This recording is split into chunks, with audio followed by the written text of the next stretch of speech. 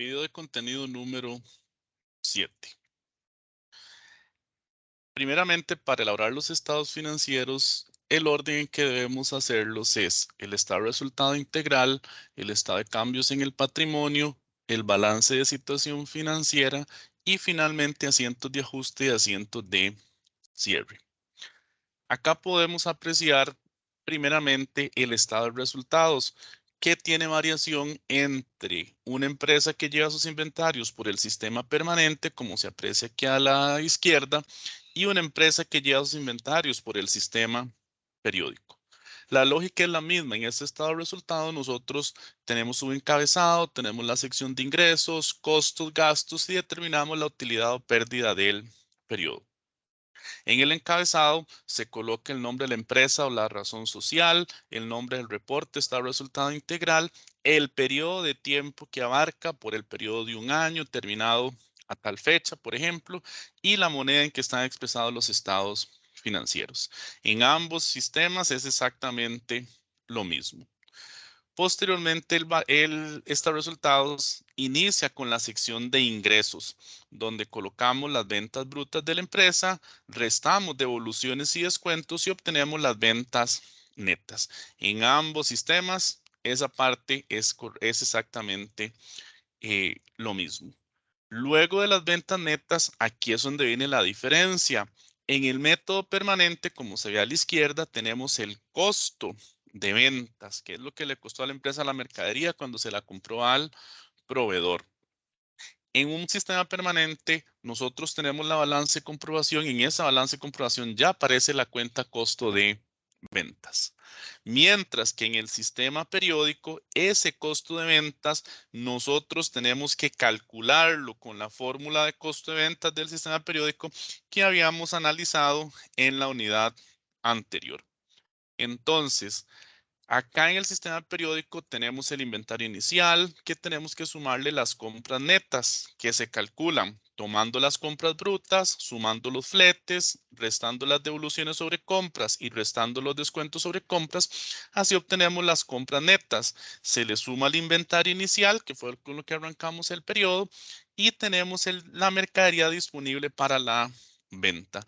A esa mercadería disponible para la venta le restamos el inventario final y ya tenemos el costo de ventas. Aquí tenemos una estructura más desarrollada en el sistema periódico para calcular el costo de ventas. Una vez que lo calculamos, a estas ventas netas que tenemos acá arriba, le restamos el costo de ventas y obtenemos la utilidad bruta de operación. Lo mismo hacemos en el sistema permanente. A las ventas netas le restamos el costo de ventas que está ahí sintetizado y tenemos la utilidad bruta de operación. A partir de acá, ya estos reportes es prácticamente lo mismo. A la utilidad bruta de operación, vamos a bajar, le vamos a restar todos los gastos de operación, que son los gastos ordinarios en que incurrió la empresa por su actividad comercial. Aquí tenemos algunos ejemplos de cuentas de gastos. Hay otras cuentas: gasto por salario, depreciación, seguros, alquiler, suministros de oficina, publicidad, etcétera. Sumamos todos los gastos y obtenemos el total de gastos de operación. En los dos sistemas es exactamente lo mismo.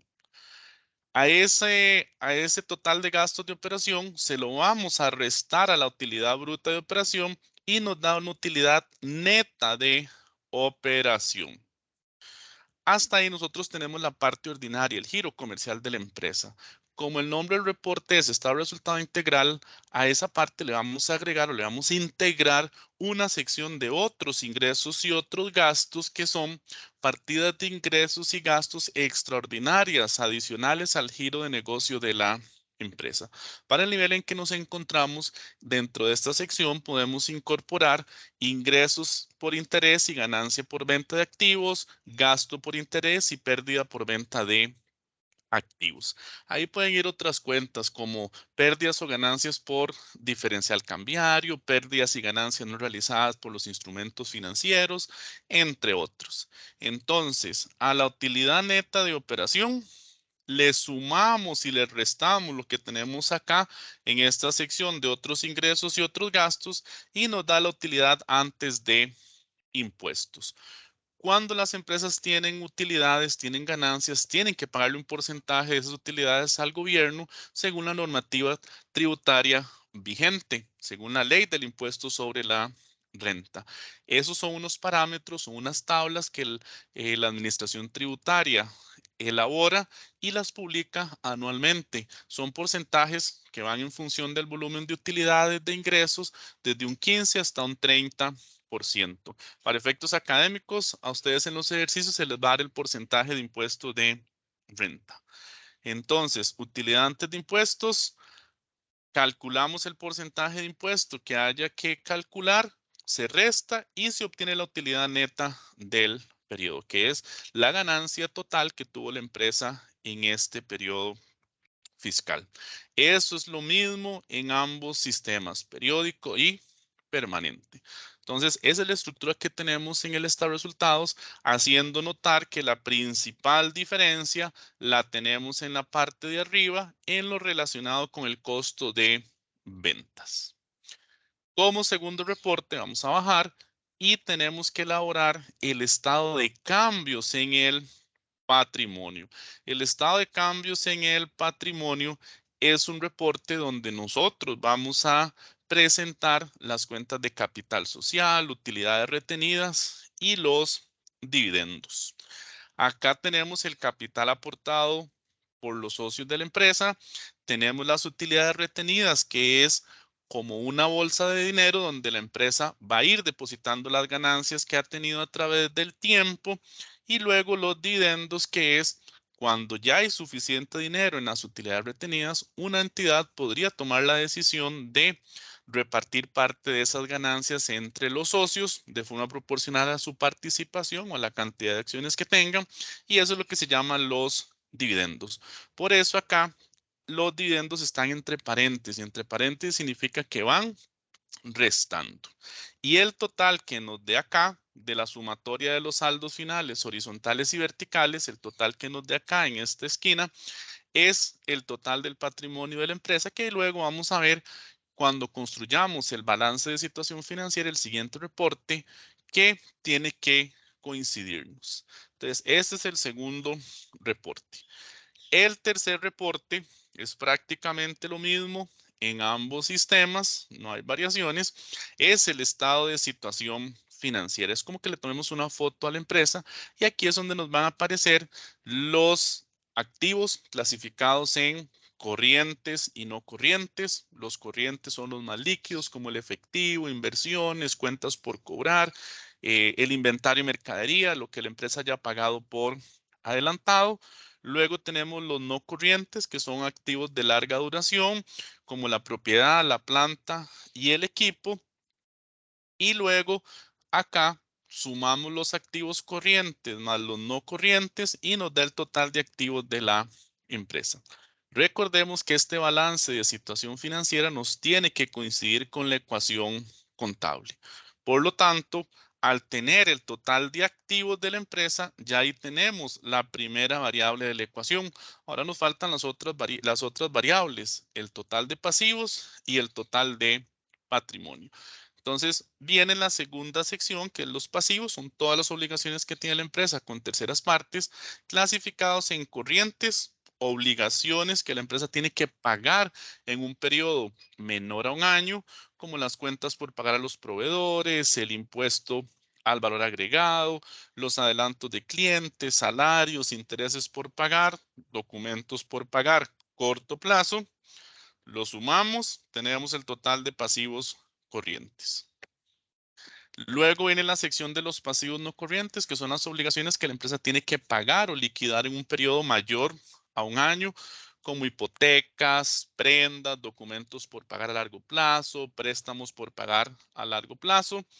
Tenemos el total de los pasivos no corrientes. Todo esto es igual en ambos sistemas de inventario. Y sumamos pasivos corrientes más no corrientes, tenemos el total de pasivos. Ahí está la segunda variable de la ecuación contable y luego viene la sección patrimonial, que para el nivel en que estamos prácticamente vamos a tener dos cuentas, capital social y utilidades retenidas.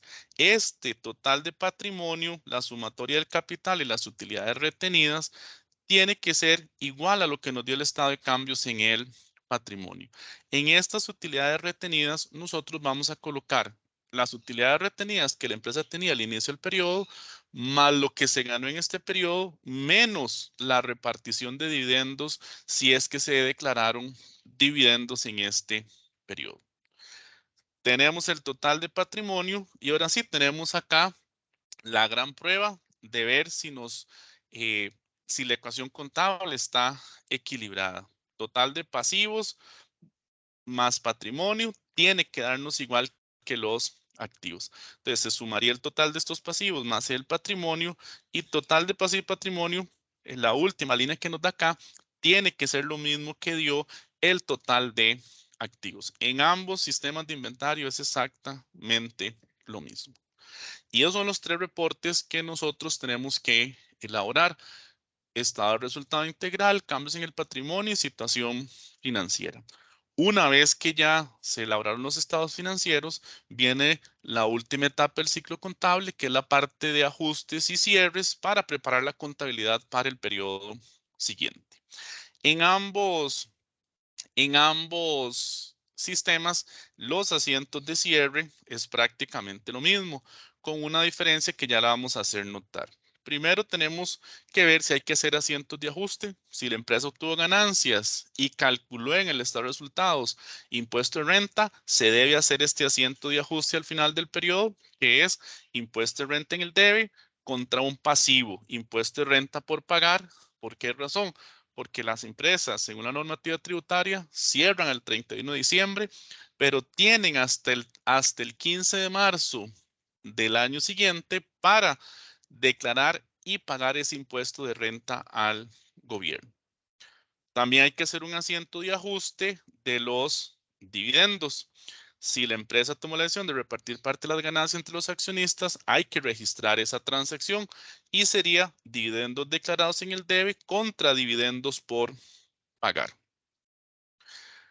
Si la empresa llevara sus inventarios por el sistema periódico, habría que hacer este otro asiento de ajuste que lo tenemos acá, que es el asiento de ajuste del costo de ventas, pero solo por el sistema periódico.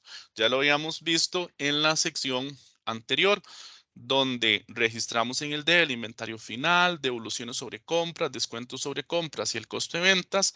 Y en el haber registramos las compras brutas, el flete sobre compras y el inventario inicial. Ese sería el único asiento diferente bajo el sistema periódico. En el permanente ese asiento no se tiene que realizar. Y posteriormente ya vienen los asientos de cierre. ¿Cuáles cuentas cerramos? Ingresos, gastos, la utilidad o pérdida del periodo y los dividendos declarados. Acá podemos ver el asiento de cierre de los ingresos. Cerramos todos los ingresos en el debe, ventas, ingreso por alquiler, ingreso por interés o cualquier otro ingreso que tenga la empresa. Y en el haber cerraríamos devoluciones y descuentos sobre ventas y esta cuenta pérdidas y ganancias, que es una cuenta transitoria para lograr la partida doble, le llamamos una cuenta fantasma porque aparece y luego va a desaparecer, la vamos a cerrar. Esta cuenta pérdidas y ganancias en el cierre de ingresos sale de la diferencia entre sumar lo del debe menos las devoluciones y descuentos sobre ventas. Por diferencia, colocamos el monto ahí que serían los ingresos netos de la empresa. Luego cerramos los gastos. ¿Cómo cerramos los gastos? Pérdidas y ganancias en el debe y se tienen que registrar en el haber todas las cuentas de gastos en que incurrió la empresa. Acá están señalados algunos gastos adicionales que surgen en una empresa comercial, como el flete sobre ventas, el impuesto sobre la renta, que habíamos hecho un asiento de ajuste anteriormente, y el costo de ventas se tienen que cerrar dentro de este cierre de gastos. Si nosotros vemos acá, tenemos pérdidas y ganancias de ingresos en el primer asiento de cierre y ahora pérdidas y ganancias de gastos en este segundo asiento de cierre. Esa diferencia entre lo que tengo en el haber y lo que tengo en el debe es la utilidad o pérdida del periodo, lo que nos dio el estado de resultados. Entonces, tenemos que cerrar esa utilidad o esa pérdida del periodo. Si en el periodo la empresa obtuvo una ganancia, entonces, ¿qué asiento de cierre se realiza? Pérdidas y ganancias en el debe, ahí desaparece esa cuenta y la utilidad que obtuvimos aumenta las utilidades retenidas. Se depositó dentro de la bolsa de dinero que tiene la empresa que se llama utilidades retenidas. Si por el contrario la empresa más bien lo que obtuvo en el periodo es una pérdida, más bien tenemos que tomar dinero de esa bolsa de dinero, de las utilidades retenidas, para asumir la pérdida. Y el asiento sería al revés. Utilidades retenidas se disminuye en el debe y se cancela pérdidas y ganancias en el haber. Y finalmente tenemos que cerrar los dividendos declarados. Anteriormente habíamos hecho un asiento de ajuste de dividendos que era dividendos declarados en el debe contra dividendos por pagar. Ahora aquí vamos a cerrar la cuenta de dividendos declarados en el haber y disminuimos las utilidades retenidas. ¿Por qué disminuimos las utilidades retenidas? Porque los dividendos se toman de esas utilidades retenidas y se le reparten entre los accionistas. Entonces, se disminuye las utilidades retenidas en el debe y se cancela la cuenta de dividendos declarados en el haber. Con esto ya hemos preparado la contabilidad para el periodo siguiente y por lo tanto tenemos el fin del ciclo contable.